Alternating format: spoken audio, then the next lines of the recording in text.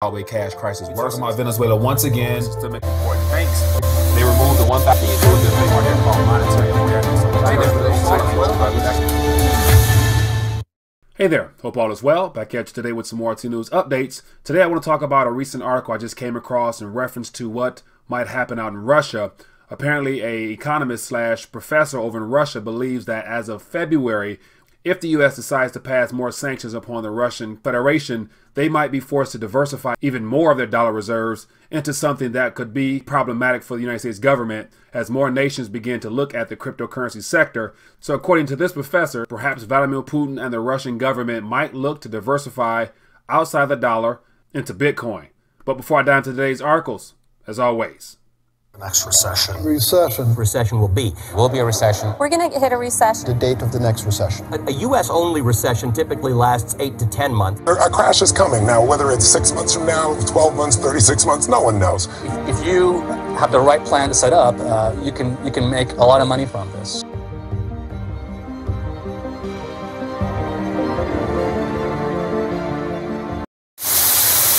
So as I mentioned, I have just one article in reference to what could possibly be in the works in reference to Russia deciding to diversify even more outside the dollar, further along the whole idea of de-dollarization.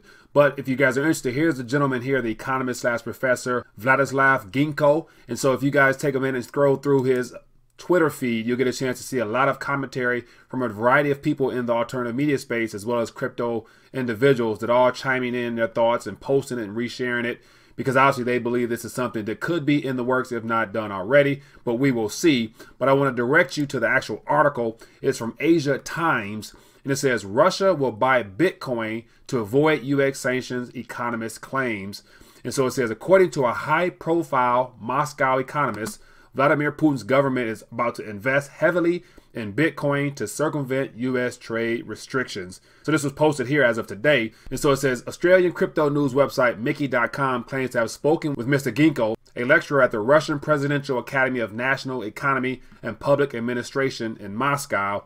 And his quote is saying, U.S. sanctions may be mitigated only through Bitcoin use. The site quoted Ginko as saying, quote, I believe that the Russian government will start diversifying its reserves with Bitcoin in February this year when U.S. Congress will introduce new sanctions against Russia, he said. Ginko estimated that the first wave of Russian investment into crypto could begin as early as February and could be worth billions, and he thinks the investment will come from both the state and the private sector. Then his quote is saying, because of U.S. sanctions, Russia's elite is forced to dump U.S. assets and U.S. dollars and invest hugely into Bitcoins. Scroll on a little bit more, it says, Mr. Ginko has previously given pro-crypto economic commentary on Russian state television and radio, and while this is just speculation currently, there do seem to have been links with the Kremlin and crypto projects in previous weeks.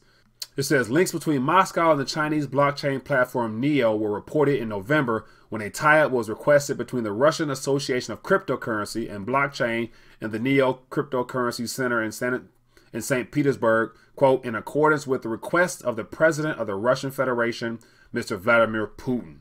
And then the very next article here is from the Daily Hodl, and it says Russia will buy 10 billion in Bitcoin, ditch US dollar, and become huge crypto whale, says Russian economist. And so this basically just pulls back to a tweet, and he replied on January 6th to another gentleman, Chris Bernsky, and he said, Chris, I believe sitting here in Moscow, Russia, that the real factor of Bitcoin adoption will be when Russian government I'm working for, I will start investing around 470 billion reserves into Bitcoin. I expect that it will be at least 10 billion in the first quarter of this year. And so on another note, here's another article here that could also lead into the need for more diversification. And so this is as of today. It says Fitch warns of U.S. credit rating downgrade as shutdown continues.